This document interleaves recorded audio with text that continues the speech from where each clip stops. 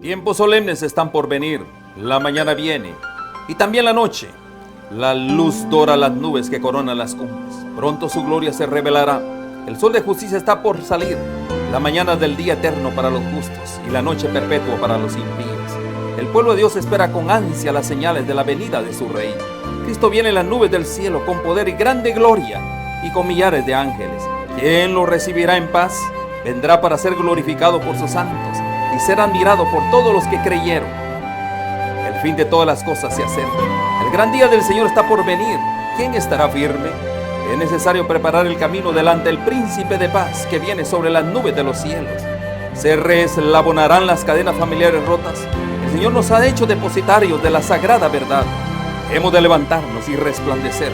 Asiste a nuestro culto de adoración familiar y prepararnos para el encuentro del Señor los sábados a las 10 de la mañana. Todos están cordialmente invitados. Hoy es sábado 5 de diciembre del año 2020, un año más de vida que el Señor nos ha dado, pero también un sábado menos que falta para el regreso, para la venida de nuestro Señor Jesús. Un saludo a todos mis hermanos y amigos que están pendientes de su programa, Volviendo a las Sendas Antiguas, Reparadores de Portillos. Es un gusto poderles saludar desde este estudio de televisión, pero más gusto y más honroso es el propósito por el que estamos aquí, queriendo crecer en el conocimiento de la palabra de Dios.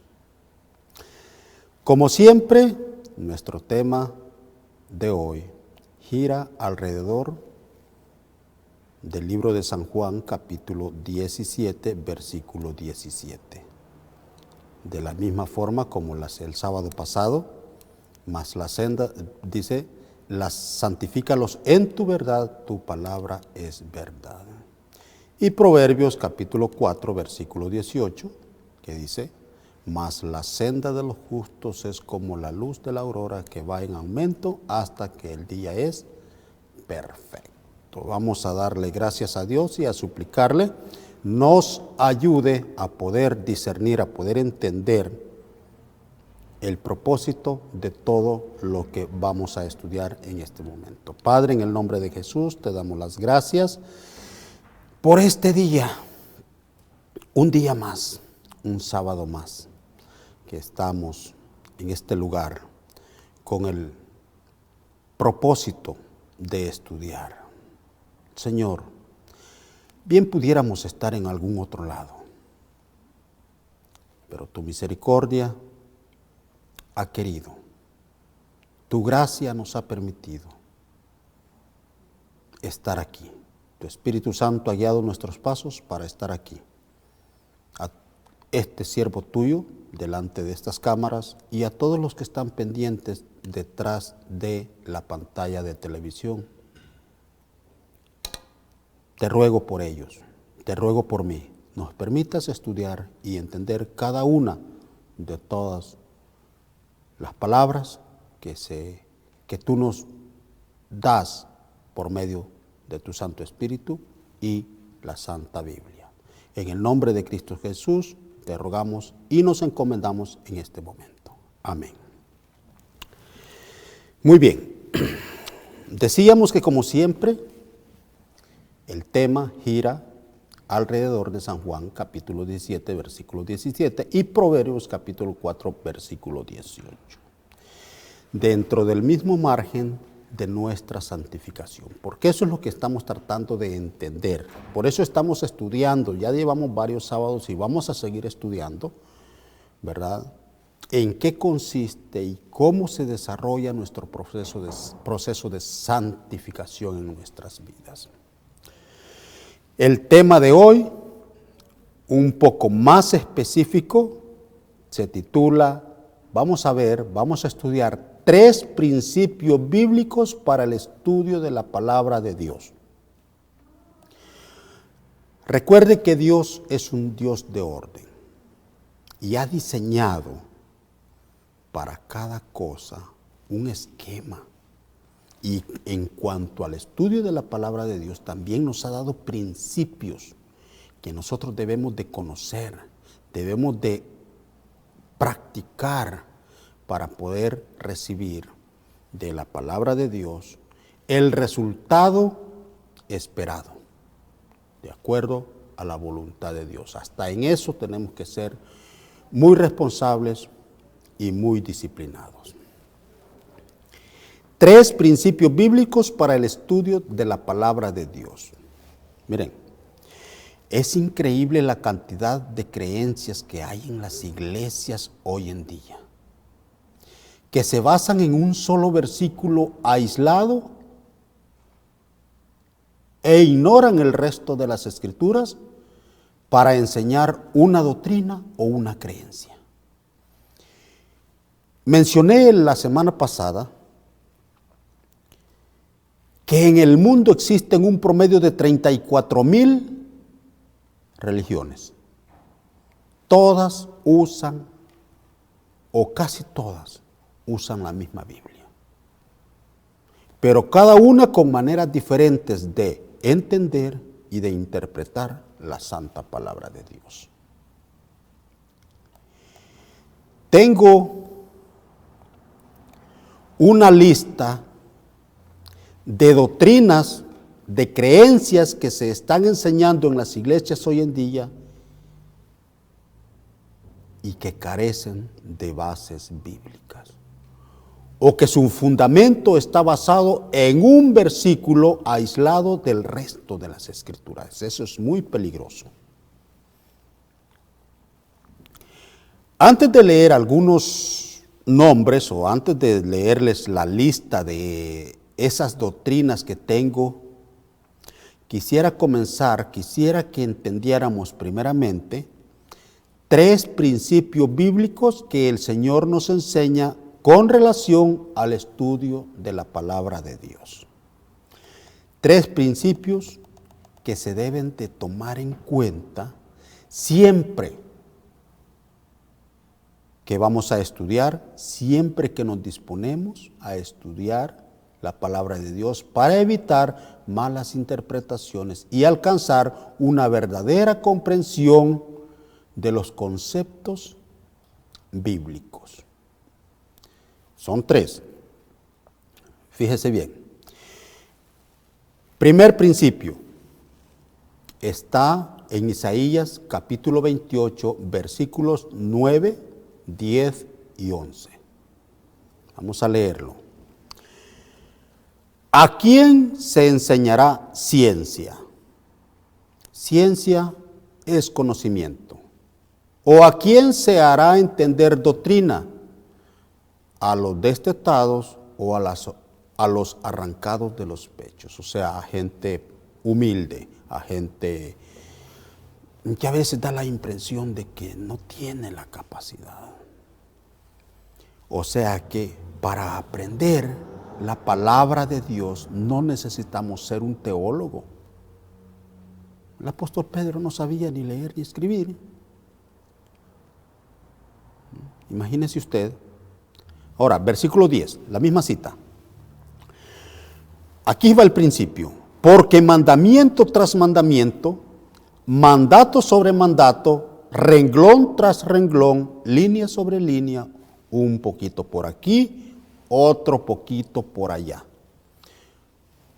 Porque en lengua de tartamudos y en extraña lengua hablará a este pueblo. O sea que no podemos tomar un versículo de la Biblia y hacer únicamente con ese versículo un sermón y una enseñanza como muchos, sino que un poquito por aquí, apoyado con otro poquito por allá, complementado con un renglón por aquí, según enseñan las Santas Escrituras en Isaías. Segundo principio. Ese lo encontramos en el libro de San Juan, capítulo 5, versículo 39. Vamos a leerlo. Este es un principio que todo mundo conoce. O sea, por lo menos el versículo. El Señor nos lo dio diciendo, escudriñad las Escrituras porque a vosotros os parece que en ellas tenéis vida eterna y ellas son las que dan testimonio de mí. La palabra escudriñad viene del verbo que en latín se dice, a ver si lo puedo pronunciar bien, está medio rara la palabra, dice scrutiniari. No sé si lo dije bien, pero así se lee. Y su significado o definición es, fíjese bien, lo que significa la palabra escudriñar. Esto es muy importante saberlo. Fisgonear, indagar, merodear, investigar, inquirir, averiguar, examinar y hasta curiosear. Estas son las definiciones de lo que significa la palabra escudriñar. ¿Escudriñar qué?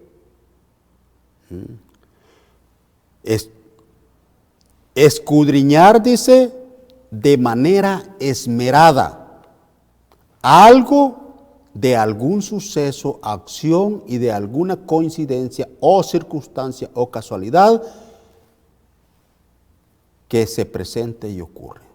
Eso significa la palabra escudriñar. Ahora, eso es lo que significa y esa es la actitud y la acción que deberíamos tener todos al momento de estudiar la santa palabra de Dios.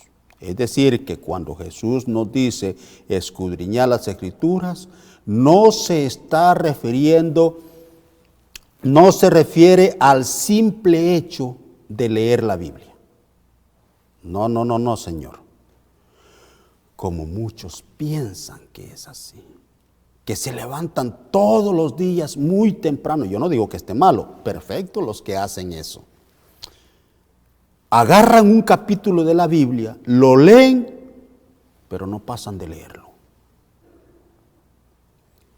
Y si son un poquito medio dormilones, ya el tiempo ya no les alcanza. Se quedan durmiendo los famosos 5 minutos después de que suene el reloj y ya el tiempo ya no alcanzó para leer y si lo leemos le damos una media a la carrera porque nos tenemos que ir a trabajar.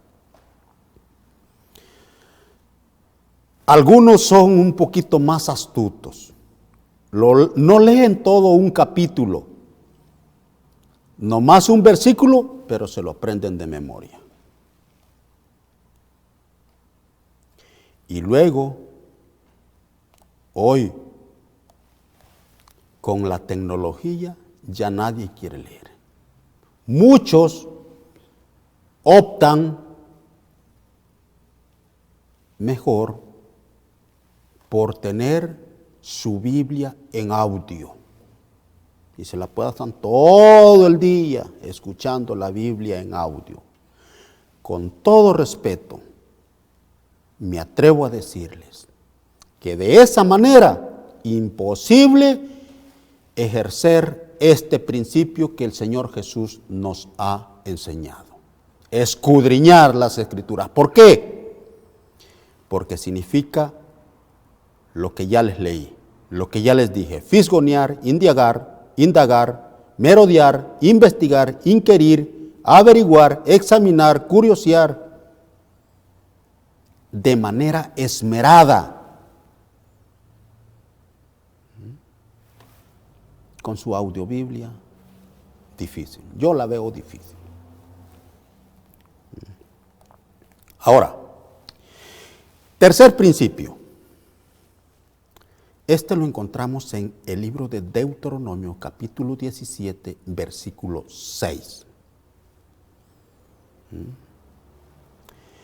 Antes de leerlo, bueno, allí lo tienen en pantalla, lo vamos a leer. Dice, por dicho de 2 o 3 testigos morirá el que hubiere de morir, no morirá por el dicho de un solo testigo. Ahora usted dirá, oiga, pero este versículo no está hablando nada de lo que al tema se refiere, y tiene razón. De este versículo únicamente nos interesa ver en este estudio el concepto y no el contexto.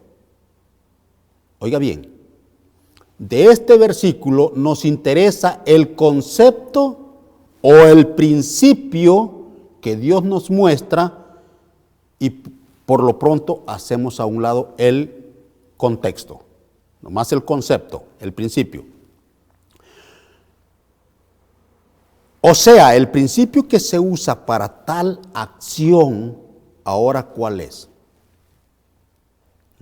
Eso nos lo dice el apóstol Pablo. Vamos a ver cuál es el concepto o cuál es el principio, y el apóstol Pablo nos lo va a aclarar en 2 de Corintios capítulo 13, versículo 1.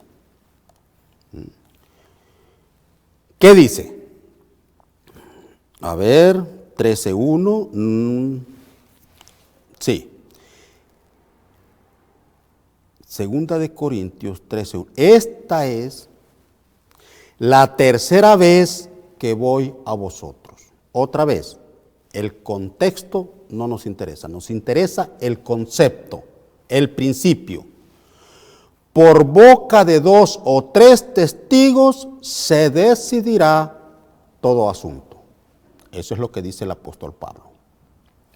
Ahora, fíjense, este concepto aplicado en el estudio de la palabra de Dios funciona así.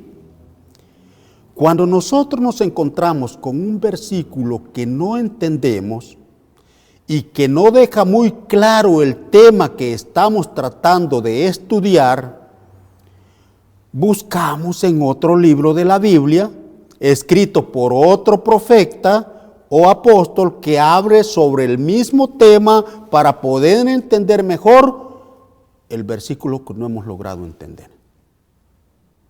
¿Me explico? O sea, que si en San Juan, en el libro de los Hechos, encontramos un versículo escrito por el apóstol Pablo, de aquellos versículos que son un poquito complicados de entender, que pareciera que está contradiciendo el resto de las Sagradas Escrituras, no nos vamos a quedar con ese versículo únicamente. Si no lo entendimos, es normal. El versículo tiene una naturaleza divina, porque fue inspirado por Dios, por el Espíritu Santo. Pero también ese versículo tiene una naturaleza humana, porque fue escrito por un ser humano, y es un ser humano el que está tratando de entenderlo. Entonces es normal que muchas veces nos topemos con esos versículos que no logramos entender. Sin embargo, aplicamos este principio, ¿verdad? El principio que el apóstol Pablo nos muestra. Ahora, que en boca de 2 o 3 testigos se ha de resolver todo asunto. Ahora, vamos a tratar de aplicar con estos versículos, con estos principios, un estudio pequeño, en un tema que yo ya he tocado en otros momentos, algo de lo que ya hemos hablado, para que se nos haga más fácil entenderlo. Mire usted, cuando les vamos a ver un ejemplo sencillo, fíjense bien. Primera Tesalonicenses, capítulo 4, versículos 16 y 17, dice así: porque el Señor mismo, con voz de arcángel, con voz de mando, con voz de arcángel y con trompeta de Dios descenderá del cielo y los muertos en Cristo resucitarán primero. Luego nosotros, los que vivimos, los que hayamos quedado, seremos arrebatados juntamente con ellos en las nubes para recibir al Señor en el aire y así estaremos siempre con el Señor. Muy bien, muy hermosa promesa de parte del Señor en este versículo para nosotros. Este versículo nos describe la venida de Jesús cuando venga por su iglesia. Nos describe cómo la iglesia va a ser levantada o arrebatada, si lo quieren llamar así. También existe otro versículo un poco parecido a este. Vamos a leerlo. Primera de Corintios, capítulo 15, versículos 51 y 52. Mire lo que dice. Aquí os digo un misterio. No todos dormiremos, pero todos seremos transformados. En un momento, en un abrir y cerrar de ojos, a la final trompeta, porque se tocará la trompeta, dice el apóstol, y los muertos serán resucitados incorruptibles y nosotros seremos transformados. Dos citas muy hermosas que hablan de la venida del Señor y de cómo la iglesia va a ser levantada. El problema con estos versículos es que no dicen el momento en que todo esto va a suceder.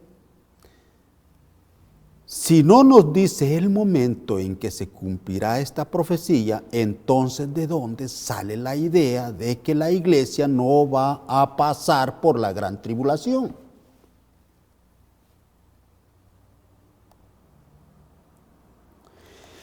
Que la iglesia va a ser levantada antes de la gran tribulación.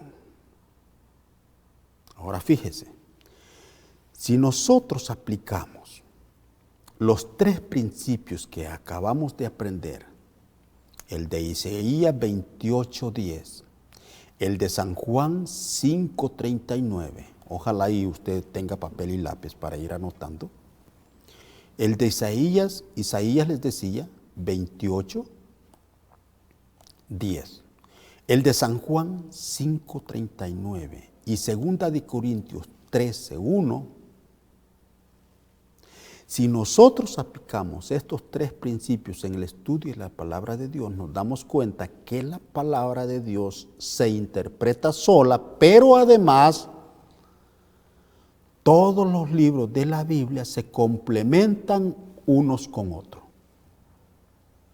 Es decir, que cuando un versículo no nos deja muy claro un tema específico, otro versículo en otro libro escrito por otro apóstol o otro profeta nos lo explica. La Biblia, además de interpretarse sola, se complementa ella misma. Ahora, fíjate bien, volvamos a Primera de Tesalonicenses capítulo 4 versículos 16 y 17. Es muy importante que podamos entender lo que ahorita estamos estudiando, porque en el siguiente programa vamos a empezar a estudiar cada una de todas esas falsas doctrinas que se están predicando en las iglesias hoy en día y que han sido recibidas por la gente como si fuera la verdad. Y de esa manera no estamos siendo santificados con la verdad del Padre. Muy bien. Ahora, Primera Tesalonicenses capítulo 4 versículos 16 y 17 dice así: porque el Señor mismo con voz de mando, lo acabamos de leer, con voz de arcángel y con trompeta de Dios descenderá del cielo y los muertos en Cristo resucitarán primero. Y luego nosotros los que vivimos, los que hayamos quedado, seremos arrebatados juntamente con ellos en las nubes para recibir al Señor en el aire y así estaremos siempre con el Señor.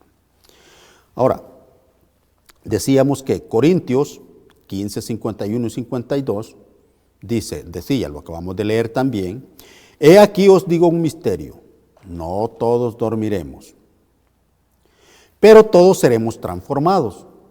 En un momento, en un abrir y cerrar de ojos, a la final trompeta, porque se tocará la trompeta. Y los muertos serán resucitados incorruptibles y nosotros seremos transformados. Aquí, si examinamos estos dos versículos, nos damos cuenta que está hablando de la venida del Señor y del levantamiento o del arrebatamiento de la iglesia, como usted quiera llamarlo. Pero no dice si esto va a ser antes o después de la gran tribulación. Pero, como la Biblia se interpreta y se complementa sola, vamos a ir a Mateo capítulo 24, versículo 29, 30 y 31. Mire usted. Mateo 24, versículos 29, 30 y 31. Esto ya lo hemos hablado en otros programas, pero es tan importante, tan vital, que vale la pena revisarlo. Dice así: inmediatamente después de la tribulación de aquellos días, el sol se oscurecerá y la luna no dará su resplandor y las estrellas caerán del cielo y las potencias de los cielos serán conmovidas. Versículo 30. Entonces aparecerá la señal del Hijo del Hombre en el cielo y entonces lamentarán todas las tribus de la tierra y verán al Hijo del Hombre viniendo sobre las nubes del cielo con poder y gran gloria. Y enviará a sus ángeles con gran voz de trompeta y juntarán a sus escogidos de los cuatro vientos desde un extremo del cielo hasta el otro. Este versículo no nos dice exactamente el día en que Jesús vendrá. ¿Por qué? Porque el día y la hora nadie sabe, ni aun sus ángeles, sino solo el Padre. Nos lo dice más abajo de este capítulo, en el versículo 36. Sin embargo, este versículo sí nos dice que la venida de Jesús o el levantamiento de su iglesia sucederá después de la gran tribulación y no antes, como la gran mayoría de iglesias está enseñando. Leamos de nuevo el versículo. Mire usted, Mateo 24, grábese la cita, Mateo 24, versículo 29 y 30. Inmediatamente después de la tribulación de aquellos días, el sol se oscurecerá y la luna no dará su resplandor, y las estrellas caerán del cielo y las potencias de los cielos serán conmovidas. Entonces aparecerá la señal del Hijo del Hombre en el cielo y entonces lamentarán todas las tribus de la tierra y verán al Hijo del Hombre viniendo sobre las nubes del cielo con poder y gran gloria. Y levantará a sus ángeles con gran voz de trompeta y juntará a sus escogidos de los cuatro vientos desde un extremo del cielo hasta el otro. ¿Cómo ve? Aplicamos los tres principios bíblicos. Escudriñamos, investigamos, ¿verdad? Investigamos en el proceso de escudriñar y lo hicimos por boca de 2 o 3 testigos. O sea, que lo que no le entendimos a un libro, a un versículo, lo comparamos y lo buscamos en otro y este nos explica, nos complementa lo que no habíamos podido entender. Entonces, como decíamos en el programa anterior, que en el mundo hay un promedio de 34,000 religiones. Casi todas usan la misma Biblia, la misma palabra de Dios que fue inspirada por los profetas, apóstoles y profetas. Pero todas, tristemente lo que voy a decir, todas carecen de 3 cosas. Fundamento sólido en la palabra de Dios, es decir, versículos descontextualizados, mal interpretados. La Biblia dice una cosa y nosotros entendemos de otra manera. 2, carecen de profundidad en el estudio de la palabra de Dios. No escudriñan, no indagan, no investigan, no averiguan, no examinan. 3, carecen de sometimiento a la palabra de Dios. ¿Cuántos hermanos no habemos que nos deleitamos y nos encanta leer solo aquellos versículos que hablan del amor? Pero cuando se trata de un versículo de la Biblia que va en contra, que toca la susceptibilidad de nuestros intereses, cada quien interpreta a su manera conforme a su conveniencia. 3 cosas. Falta de fundamento sólido en la palabra de Dios. Falta de profundidad en el estudio de la palabra de Dios. Y falta de sometimiento a la palabra de Dios. Queremos hacer lo que queremos. Uno de los muchos ejemplos es el que acabamos de estudiar con relación a la venida del Hijo de Dios. La doctrina del rapto, que enseña que la venida de Cristo y el levantamiento de la iglesia sucederá antes de la gran tribulación, el propósito de esa enseñanza, con todo respeto me atrevo a decir que es una enseñanza satánica.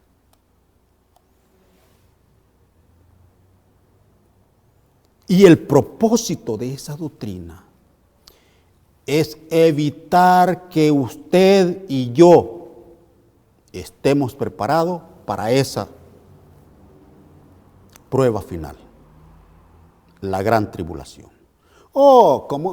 Ya no tenemos que pasar, no vamos a pasar la tribulación, ok, no necesitamos estudiar, no necesitamos leer el libro de Apocalipsis, no necesitamos prepararnos, no necesitamos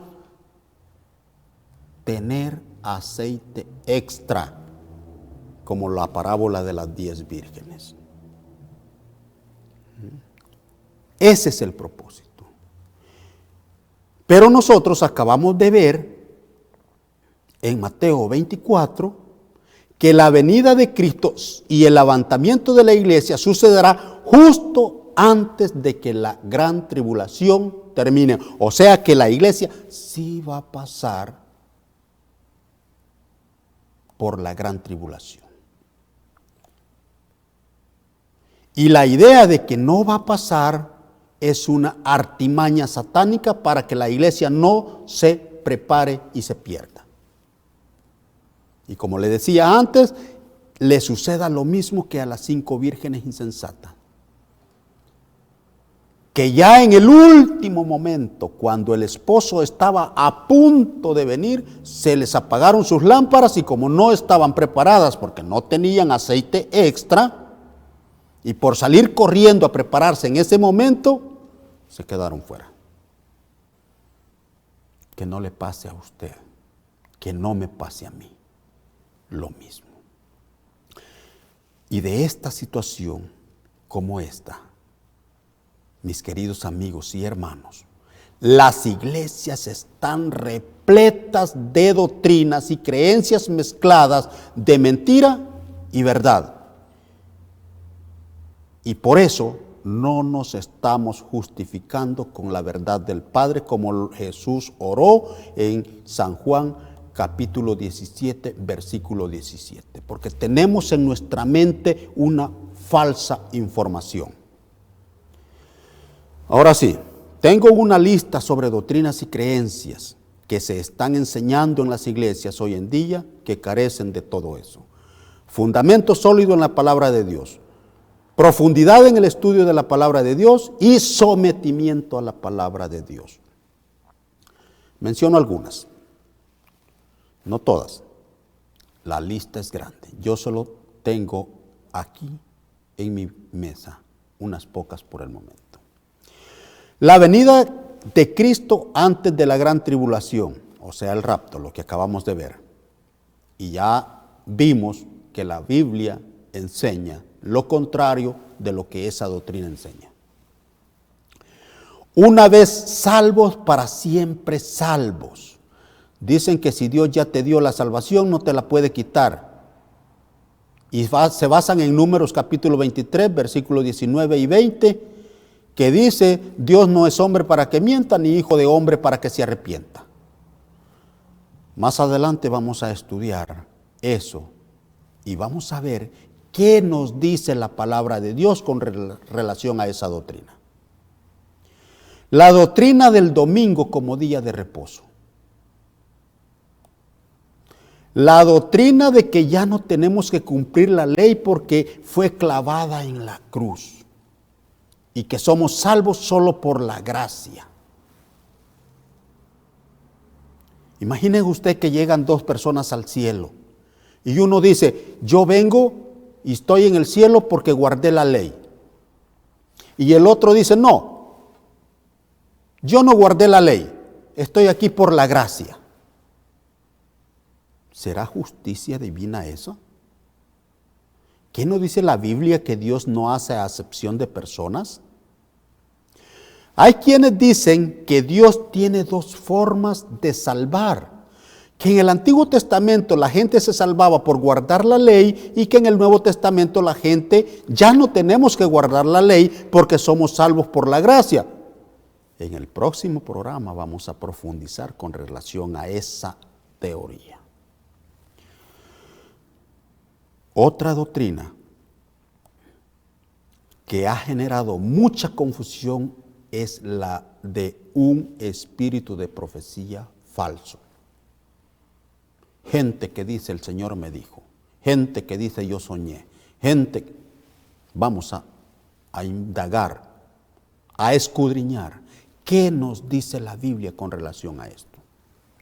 La doctrina de las imágenes que interceden por nosotros en el cielo. Mire, esto, algo tan sencillo y tan propagado en todo el mundo, comúnmente a nivel mundial.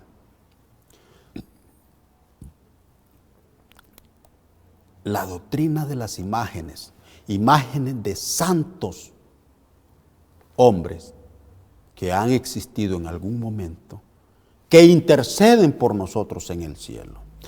El 25 de enero les voy a mostrar algo con relación a esto. El 25 de enero, todos los años, la Iglesia Católica celebra el día de San Pablo Apóstol. Es el día en que le rinden culto a este santo, y yo no digo que no sea santo, claro que sí, San Pablo es santo de Dios. Específicamente en El Salvador hay un lugar que se llama San Pablo Tacachico. Y no solo es ese lugar, en el mundo hay muchos. Yo estuve buscando en el internet ahora los lugares donde se menciona que adoran a este santo. Es su santo patrono. Y todo el pueblo celebra y se alegra en honor a este santo. Le dan gracias por cuidarlos, por protegerlos, por sanarlos, por hacerles milagros y le llevan ofrendas para venerarlo. Así como en este lugar, a nivel mundial existen otros lugares en donde también se le rinden culto y se venera este santo. Estoy usando como ejemplo nada más el apóstol Pablo, San Pablo. Hay muchos, miles. Creen que San Pablo está en el cielo y que desde allá intercede por los que se lo piden y confían en él. Pero mire usted lo que la santa palabra de Dios dice específicamente con relación a San Pablo. Vamos a ir a 2 de Timoteo capítulo 4 versículo 8. Por lo demás, dice el apóstol, me está guardada la corona de justicia, la cual me dará el Señor justo en aquel día. Y no solo a mí, sino también a todos los que aman su venida. Este texto lo escribió personalmente el mismo apóstol Pablo cuando aún estaba en vida, hablando de él mismo. El apóstol Pablo, como todo un buen conocedor de la palabra de Dios, sabía que Eclesiastés 9:5 dice que los muertos nada saben, ni tienen más paga, porque su memoria es puesta al olvido. Anote la cita, Eclesiastés 9:5, allí lo tiene en la pantalla. Y que además el apóstol Pablo había sido justificado en la verdad del Padre, santificado en la verdad del Padre, lleno del Espíritu Santo, estaba consciente de que al morir él iría a descansar a la tumba. Y que no se levantaría de la tumba hasta el día en que Cristo venga por su pueblo, por su iglesia, y la iglesia sea levantada. Él es uno de los muchos que los ángeles van a recoger de los 4 extremos de la tierra, según dice Mateo 24, versículos 30 y 31. Él es uno de los que van a resucitar en Primera de Tesalonicenses, capítulo 4, versículo 16. Anote la cita y léalo. Cuando él escribió estos versículos, él creía que iba a estar vivo cuando esto sucediera. Por eso es que él dice en el versículo 17, luego nosotros, los que vivimos, los que hayamos quedado, seremos arrebatados juntamente con ellos en las nubes para recibir al Señor en el aire, y así estaremos siempre con el Señor. Entonces fíjese bien. Si San Pablo, que era un conocedor de las Santas Escrituras, escribió diciendo que él mismo iba a resucitar hasta que Cristo viniera, eso significa que él está en la tumba. Y si él sabía que los muertos nada saben, ni tienen paga, porque su memoria es puesta al olvido, según lo dice Eclesiastés 9:5, entonces, ¿de dónde sale la idea? ¿De dónde sacan la teoría de que Él está en el cielo y que intercede por los que en Él confían, si la palabra de Dios dice lo contrario? ¿Se da cuenta usted de lo peligroso que es simplemente leer la Biblia y no aplicar los principios bíblicos que el Señor nos ha enseñado en el estudio o para el estudio de su palabra? ¿Se da cuenta de las doctrinas y creencias sin fundamento bíblico? Pareciera que sí tienen fundamento, pero no tienen fundamento bíblico. Puras teorías humanas. Pastores engordándose los cachetes y llenándose los bolsillos con los diezmos de la gente y dándoles a cambio una información falsa para poder ir al cielo. A ver, que le den a usted una dirección equivocada de un lugar a donde usted quiere ir y váyase a ver si llega. Que le den una información equivocada, un número que no es, una calle que no se llama así, un código postal, y váyase a ver si llega. ¿Cómo esperas tú, mi querido amigo, mi querido hermano, un día poder estar en el cielo si estás creyendo en doctrinas y creencias que no tienen fundamento bíblico? Tu fe está fundada en teorías humanas. Esas son algunas, no todas, de las obras por las que hemos de ser juzgados, según lo dice Romanos capítulo 2, versículo 6. El cual pagará a cada uno conforme sus obras. De esto está hablando y de esto quiere el Señor que nos santifiquemos. Por eso le oró al Padre: Padre, santifícalos en tu verdad. Por lo mismo, tu fe también es muerta. Con todo respeto y discúlpame si estoy siendo un poco duro. No sirve de nada esa fe. Lo dice Santiago capítulo 2, versículo 17. Así también la fe, si no tiene obras, es muerta en sí misma. 18. Pero alguno dirá, tú tienes fe y yo tengo obras. Muéstrame tu fe sin obras y yo te mostraré mi fe por mis obras. Pues yo he escuchado por allí gente que dice, la fe es la que cuenta. La fe es la que vale. Lea. Versículo 19. ¿Tú crees que Dios es uno? Bien haces. Versículo 19. ¿Tú crees que Dios es uno? Bien haces. Pero también los demonios creen y tiemblan.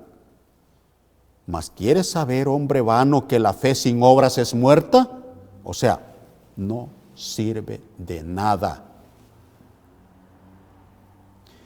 Si tú sigues creyendo en estas doctrinas, no estás siendo santificado en la verdad del Padre. Acuérdate que Jesús oró por ti en San Juan 17, 17. Santifícalos en tu verdad, porque tu palabra es verdad. Si tú no estás poniendo atención en esa doctrina, en esa creencia en la que tú crees y confías, de nada te sirve tener fe. Tu fe es vana, tu fe no sirve de nada. Y con esa doctrina y creencia no podrás ser santificado en la verdad del Padre. Por favor, no te olvides de Oseas capítulo 4, versículo 6. Mira lo que dice. Por favor, mi pueblo fue destruido porque le faltó conocimiento. Por cuanto desechaste el conocimiento, yo te echaré del sacerdocio. Y porque olvidaste la ley de tu Dios, también yo me olvidaré de tus hijos o de tu descendencia. Apocalipsis capítulo 3, versículo 16 y 17. Mira lo que dice. Yo conozco tus obras, que ni eres frío ni eres caliente. Triste lo que dice el Señor. Ojalá fueras frío o caliente, pero no tibio. O sea, ojalá mejor estuvieras allá en el mundo, en lugar de estar calentando una banca simplemente. Ojalá fueras frío o caliente. Pero por cuanto eres tibio y no frío ni caliente, te vomitaré de mi boca. Versículo 17. Porque tú dices, yo soy rico y me he enriquecido y de ninguna cosa tengo necesidad, y no sabes que tú eres un desventurado, miserable, pobre, ciego y desnudo. Ten cuidado, mi hermano. Ten cuidado. Mateo 7, 22 y 23 dice, muchos me dirán en aquel día, Señor, Señor, no profetizamos en tu nombre, y en tu nombre echamos fuera demonios, y en tu nombre hicimos milagros. Entonces les declararé, versículo 23, nunca os conocí, apartaos de mí, hacedores de maldad. ¿Y sabes por qué? ¿Sabes por qué ese versículo? Porque estaban en las iglesias ocupando unos espacios, llenando sillas, pero por la doctrina y la creencia que tenían mezclada de verdad y mentira, no pudieron ser santificados en la verdad del Padre, tal y como el Señor desea. Y por lo mismo su fe no fue suficiente, no les sirvió de nada el haber creído, porque no tuvieron el tiempo, el deseo, no sintieron la necesidad, no fueron inteligentes, sino negligentes, y no se pusieron a investigar si lo que les estaban enseñando era con bases bíblicas. Por eso el Señor dice, por eso Mateo capítulo 7, versículo 22, 23 dice eso. No profetizamos en tu nombre. Mire, muchos piensan que este versículo está hablando del mundo. No está hablando del mundo. Este versículo está hablando de iglesias, de religiones, porque esta es gente que profetizaba. Y en el nombre de Jesús. Y echaban fuera demonios. Y hacían milagros. Lea el versículo. Muchos me dirán en aquel día, Señor, Señor, ¿no profetizamos en tu nombre? Y en tu nombre echamos fuera demonios y en tu nombre hicimos muchos milagros. Y mire la triste respuesta, el versículo 23. Entonces les declararé, nunca os conocí, apartados de mí, hacedores de maldad. Triste, ¿verdad? Triste. Gente que no pudo ser santificada en la verdad del Padre. Y al igual que el pueblo de Israel, se quedó en el desierto, en el proceso de su santificación después de haber sido justificados. Después de haber salido de Egipto.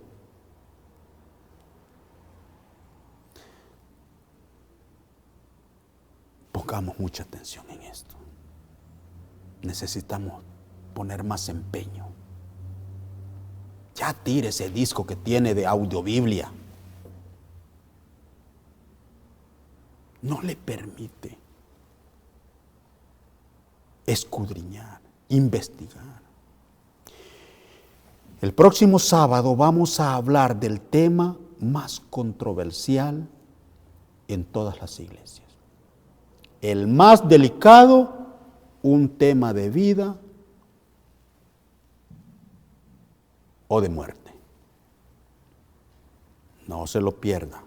Vamos a estar hablando de la ley. ¿Qué es la ley? ¿Qué significa y cuál es su función?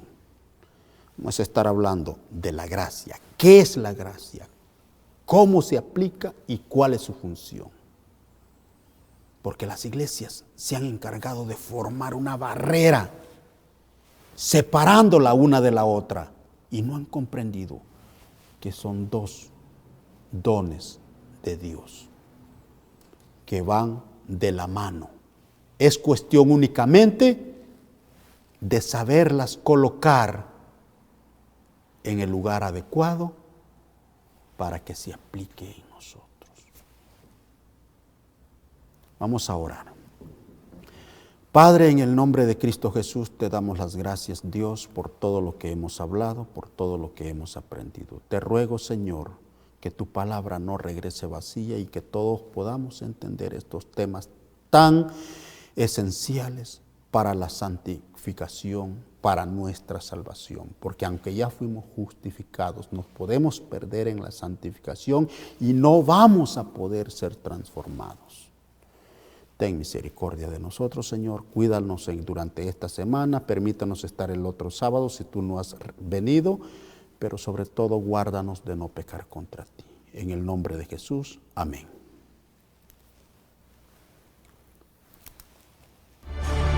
Como seres humanos, estamos atrapados en medio de una gran controversia. Es una batalla de la que ninguno de nosotros puede escapar. En todas las Escrituras, Dios está constantemente derrotando los propósitos del enemigo. Jesús mostró su autoridad sobre la creación y las fuerzas del mal en la cruz del Calvario. Justo antes de su retorno al cielo, volvió a comisionar a sus seguidores y en Pentecostés dio poder para extender las fronteras de su reino celestial. Jesús ganó la victoria decisiva en la cruz. El desafío siempre ha sido ¿dónde ponemos nuestra lealtad? Aunque la elección debería ser fácil y obvia, no lo es. La batalla por nuestros corazones y mentes continúa.